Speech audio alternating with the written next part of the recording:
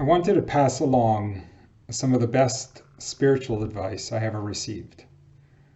And that is to see your life through the eyes of your higher self.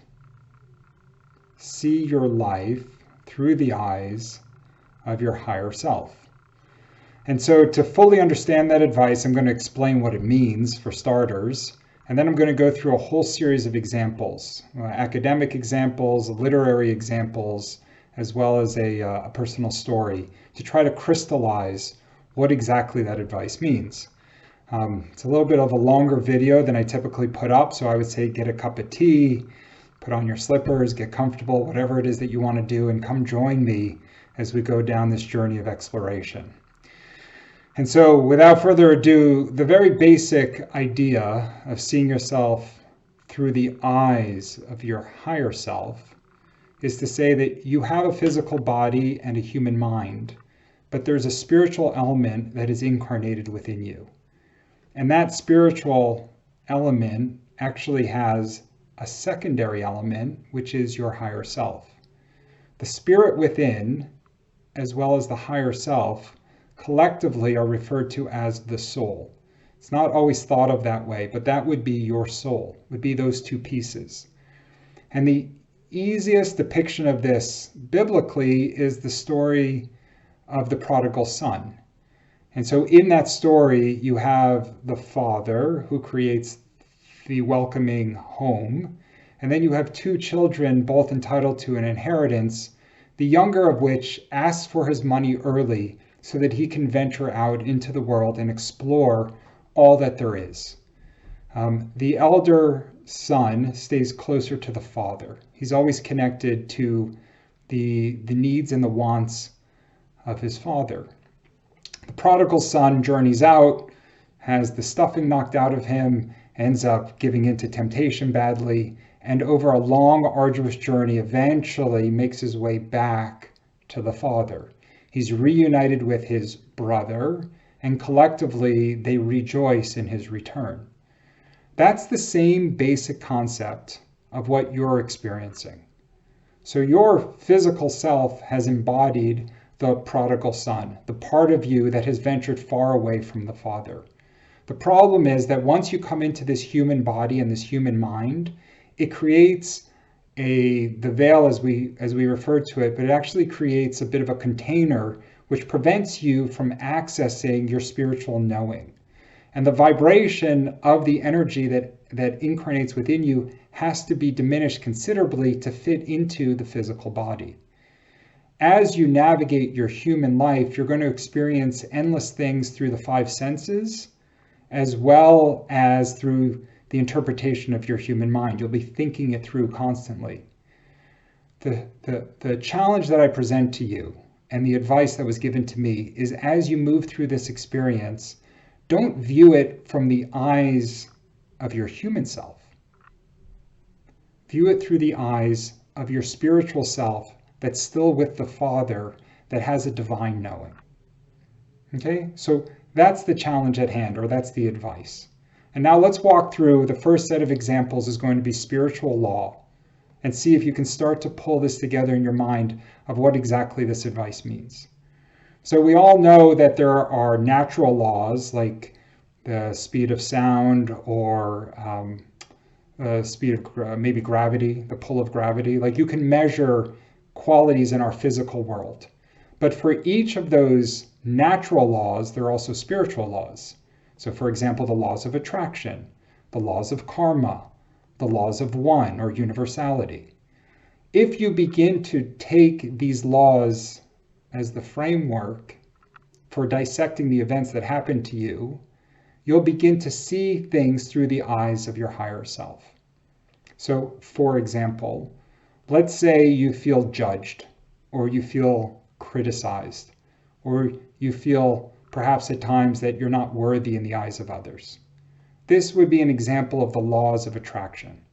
The human self might try to cut people out of their life that they feel are judgmental, or to eliminate sources of criticism, and that's all understandable. The spiritual self, or the higher self, is saying the reason you feel judged is because you yourself are judgmental. The reason you fear criticism is because you're highly critical. The reason you've attracted a selfish partner is because perhaps you've grown selfish. The laws of attraction are oriented to bring to your awareness the very qualities that you yourself are possessing or drawing into your space. From the eyes of the human self, you want to get rid of all these things.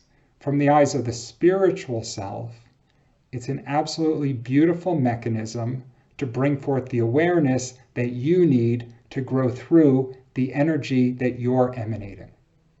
Okay, I'll give you another example. The relationship that people have with money is constantly a good indication of their mentality or belief structure through this incarnation. And it's actually one of the probably the most often misquoted quotes from the Bible, where they say money is the root of all evil. The proper quote is the love of money is the root of all evil. It's not money itself that carries any vibration. Actually, money and numbers are neutral vibration. It's the relationship that you develop with money that dictates whether it's healthy or unhealthy. If your identity is intertwined with your financial worth, then it becomes unhealthy. If you believe that the world is scarce and you have to hoard all that you have, oftentimes at the expense or the detriment to others, then it is likewise unhealthy. If you're fearful that people are going to cheat you, if you're fearful that people won't like you if you're not well-to-do, if you somehow or another have intertwined your being into your financial health, it's an example of how you're vibrating this belief structure, and now it's drawing people into your space that you may not consciously be aware is a function of your own energy. Right? So if you think people are cheap, then there's a good chance that you may be cheap. Right? If you believe that there's never going to be enough, even though you have perhaps more money than you could ever spend, it may orient itself around how you've treated others or how you've behaved towards money throughout your life.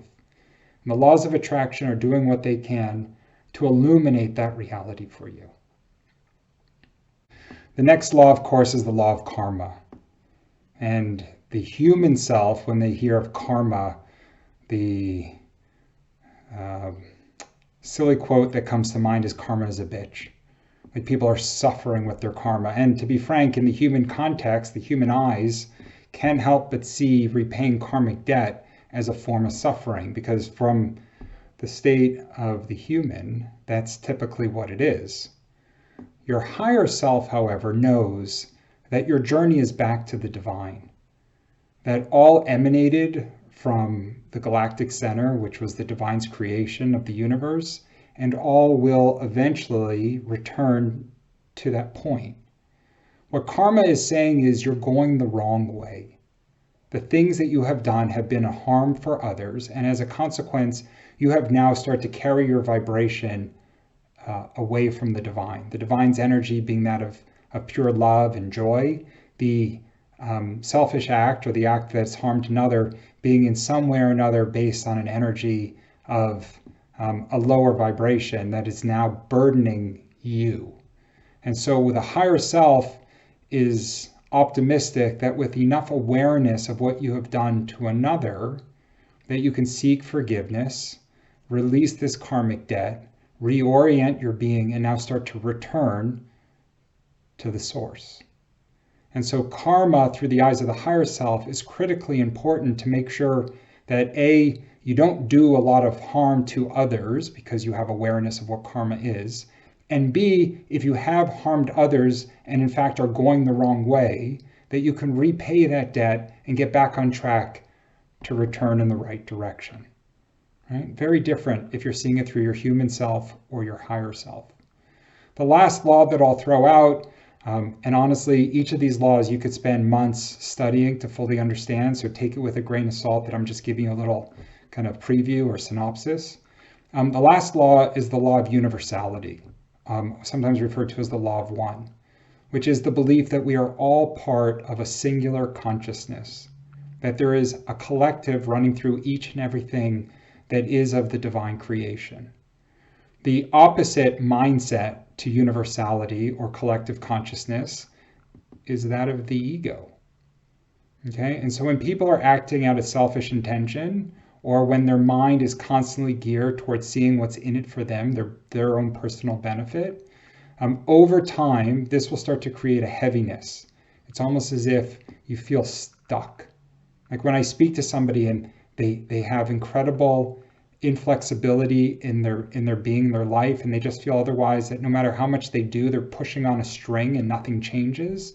It's almost always, not always, but it's almost always a profound indication of excessive egoic thinking. Their mind has constantly been geared into saying, what's in it for me? What do I get out of this? The opportunistic mind at play, right? The opposite mentality, which would be that of your higher self, which is still connected to divine essence, knows that we are all one. We are all part of a collective consciousness. And the more we care for others, our ability to be sacrificial and to be devoted to the needs of others will repay itself in innumerable ways, right? So these are just the differences. And as you move deeper into a selfish state, you'll feel yourself more and more stuck or misaligned. As you find yourself aligned with the needs of others, the rewards will keep carrying you forward. Your endeavors will be met, not to say they're not without struggle, but they'll be met with a degree of success, and you'll feel yourself being pulled forward. This is almost always the antidote to somebody who's stuck, is to find some form of charity or some form of service, and to do it anonymously. Make sure that it has absolutely nothing to do with them, for the egoic mind will keep you otherwise completely enraptured in your own needs, and those needs will keep you separate from the divine consciousness. So that's the first part of the discussion, is looking at your life through the eyes of your higher self, taking in just a few of the basic spiritual laws. I'm going to switch gears here, and I'm going to get into a couple literary references as part of the next part of the discussion. And so the first one I'll bring up is Michael Newton wrote there's a number of books, but there's two very profound books. One is The Journey of Souls, and the other is The Destiny of Souls. And tucked away in The Destiny of Souls, he did a lot of regression work where he could actively communicate with the higher self of people in a hypnotic state. And he had one individual who had been working on the vibration or the energy, the dark energy of jealousy. And the individual had dedicated literally 40 lives, so about 4,000 years on average, because each life with its in-between healing for the spiritual self is about a 100-year commitment. And so he spent 4,000 years trying to overcome the vibration of jealousy. And you can I'll take some creative liberty. I'm going to take some creative liberty here because it doesn't go into in that much detail in the book. But you can imagine an individual who is average looking with perhaps average means, working through a simple society, and he ends up attracting, on a pre-incarnation basis, he ends up attracting and marrying an absolutely beautiful wife. And this beautiful wife is working on the energy maybe of feeling worthy, and the way it manifests for her is she seeks the attention of other men. And so this is just a simple example where over and over and over his jealousy keeps manifesting as he keeps trying to control his wife, he keeps limiting her, he keeps tabs on her, he gets into constant conflict with her if he sees her flirting with another man. And all the while, the work at hand is with himself. That he doesn't realize it, but he orchestrated this exact lesson as part of his pre-incarnation planning to give him the best probability of overcoming the vibration of jealousy. At some point after 40 incarnations, when his wife would philander or stray, he realized that the vibration of jealousy was resident within him. And maybe at that time he finally came to the realization that he had to allow her ultimately her own choices, and maybe he made a clear articulation that he loved her and wanted to be devoted to her, but wasn't going to control her, wasn't going to yell and scream at her when she did something he didn't like, wasn't going to try to change her anymore. He was just hopeful that she would see things the way he did, but accepted her for whatever it is that she chose, even if it meant the dissolution of their marriage. Right? So after all those times, finally transcending the vibration of jealousy resident within him. The second reference that I'll give you is the book of Job. So we'll go back in time about 3,000, maybe 3,500 years. And the book of Job is part of the wisdom literature. And when I first read it, when I first came across it, really didn't like it. It really struck a nerve with me. And then it took me a number of years to understand how profound the literary work actually is. And so in the book of Job, if you're familiar with it, Job is a good man. God declares him righteous and honorable in his own way. And the Satan, which is he who opposes in Old Hebrew translation, approaches God and says, this guy Job is only devoted to you because of all the beautiful things he has, these 10 kids and all this livestock, and he's got all these servants. And God says he'll be devoted to me regardless of those things. And so the Satan says, well, let's see what happens. And God says, okay, let's try that. And so they go and they kill his kids, they destroy his servants, they kill all of his livestock. And Job remains devoted. He still stays faithful to God, saying that it must be divine intention, and I understand the horrible loss that I'm going through. And so then the Satan returns to the divine and says, well, sure, he's held up okay, but you haven't hurt him yet. And so God says, all right, go do your thing, Satan. Just don't kill him. And so Satan covers him in boils and like maggots or worms, and he is completely disheveled. He's just a total mess. And apparently the only one that's left is his wife. And in the scripture, his wife says, you're so pathetic, you should go kill yourself. Like, there's a reason that they left her behind. She just starts jabbing him. And the book goes on for a while, and he's just, at that point, he breaks terribly. And he renounces a lot of his beliefs around divine essence. And after like this tirade and complaining with all of his friends who try to convince him that he must have done something, eventually he's calling out, God, explain yourself. And God answers him. And God says, like, dude, do you think you have any shot of understanding how complex this thing is? Do you really believe that you know what's going on in your life and the reasons behind it? Do you have any idea what it's like to run the universe? And in that moment, Job returns to a state of pure humility.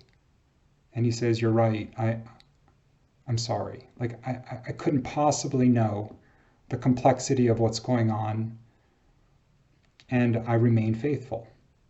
And it was in that moment, they don't explain it. They don't say if God is rewarding him. They certainly don't say whether Job is forgiven for the things that he had said and done. They simply say that in that moment, when the divine comes through and says, you have to see it through a different perspective, and you barely have the ability to do that. You just have to trust that there is a perspective where everything you're experiencing makes sense. And that moment of humility, which is one of the most beautiful vibrations to aligning you with divine intention, is what gets demonstrated in the book of Job. And then they say that he has 10 kids to replace the old kids, and he gets twice as much livestock, and all goes back to being as good or better than it was before. And so you kind of take this story to understand that our perspective is so phenomenally limited. And the more time you spend in your human mind thinking that you know anything is time that's being wasted from viewing your life through your spiritual self or your higher self, which has true divine knowing, which is actually trying to orient you down this path for your own growth and to call you back to the source. It's kind of the profound, the beauty of it all. And actually, the Satan speaks, I think, 3 times. Throughout the entire Bible, he only speaks 3 times. And he's only mentioned 6 times. And all of those mentionings are all oriented around the same general belief, around whether it's the choice of acting out of your human self or whether you're taking the choice to act out of faith in the recognition of divine essence or divine self, which would be the knowing of your higher self. All right, so of course we see it in Eden, um, we see it in Job, we see it in the temptation of Christ. You see it with Judas, where it doesn't work out so well because Judas gives in to the egoic mind and pursues the silver pieces. We see it with Peter and we see it with Paul, all of which are being pressed in an effort to test their faithfulness to their knowing of their higher self and divine will. I'm going to take a shot at the last piece and actually draw from my own journey. I'd originally recorded it. It didn't feel right, so I cut it out, and here we are like months later finishing it up. I took off the sweater. The weather's changed. So the Lababitch, the Chabad movement, if you're familiar with it, is a religious sect within Judaism that largely, it's a very non-judgmental, it's a very beautiful part of a very religious Orthodox group. They largely open their doors to everyone, and they do their Friday night dinners, and they do their Saturday prayers, and they have a lot of community work. It's a little bit like the Dalai Lama insofar as every time the head of the organization passes, they then go and announce the replacement. And so the Rebbe, Rebbe Schneerson, he's actually just referred to as the Rebbe. He took over, I think he was the seventh Chabad, head of the Chabad movement. It dates back like to the 1700s or something. And so whatever, 50, 60 years, they would appoint somebody new. He was once asked to explain the Holocaust. Like, how do you explain the death of 10 million innocent people in camps, and of which 6 million were Jews? And his response was, from these eyes, right, through the eyes of my human self, I have no explanation. And it's hard for anybody here incarnate to explain any senseless act of violence, and certainly not an act of genocide. But there is an explanation. There's always an explanation. We just may not be privy to it. And while incarnate, it's not usual that we can ever have access to it. And faith sometimes is the only bridge that's available to allow us to deal with our hardship and to keep moving forward, feeling the pull of God. I will say that I know a man who on his journey was doing a lot of regression work, and he was doing a lot of channeling. And he once asked about his most recent past life. And what came through was that he and his sister were born Jewish in what would become Nazi Germany. And they wound up in one of the children's labor camps. And they ended up passing. He was 12 and she was 9. And he went first, leaving his little sister on her own to perish afterwards. And in that session, that channeling session, a connection to a beautiful, divine, angelic being. He says, explain to me the value in an incarnation where prior to arriving, you chose to be born into a Jewish household, into what would become Nazi Germany. And of course, the inevitability that unfolded. And the answer was that you came back to offset karma, and also, profoundly, to be in service to your little sister. And so then the question was asked, well, what was it that my little sister attempted to accomplish in that incarnation?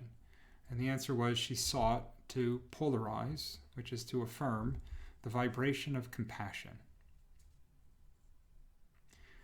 And so when I heard this story, when I came to understand a little bit more profoundly of the message that had come through, I came to realize the physical self that we're in is just this vehicle. It's carrying our spirit through its journey. The experiences that are had remain with our spiritual self indefinitely. Through the human eyes, we end up witnessing the death of a little 9-year-old girl in those camps after suffering profoundly. But from the spiritual side, the vibration, the beautiful, powerful vibration of compassion has now been realized. And now that it's been realized, that eternal being that is the spiritual self will have that much more of an energetic attraction and call back to the divine. So when the rabbi was asked, explain the Holocaust, from these eyes I have no explanation. But from the eyes of the higher self, as difficult as it may be to come to terms with, an explanation exists, and a beautiful one at that. In the New Testament, the Apostle Paul once said, make yourself a living sacrifice. And at first I heard that, and immediately I thought, that's very beautiful. But when I put in this lesson that I'm sharing with you here, it's even that much more profound. You're not here for you, per se. You have to live your life, and you get to enjoy your life. But you're here with a spiritual intention. You're on a spiritual mission. The physical self is just representing or offering a vehicle for that mission. The last part of this conversation that I'll share with you, the very, very last part, is that I believe that the era that we are in will make it all the more important, profoundly so, that we move our vibration to the highest possible state, that we call or draw from the laws of attraction, karmic laws, certainly the understanding the universality of our existence, that we lean on the wisdom literature and all sorts of beautiful, beautiful spiritual texts to help us, and do everything we can to emanate the vibration of love and light as these months ahead unfold. The divine created all that is from the strength and the emotion of love, and that put into action the light. And the light is what manifested this physical universe. Resident within all of us is the ability to love and the ability to express that love. So being of love and light is finding the love that resides within and then seeking opportunities to care for others and to express as light.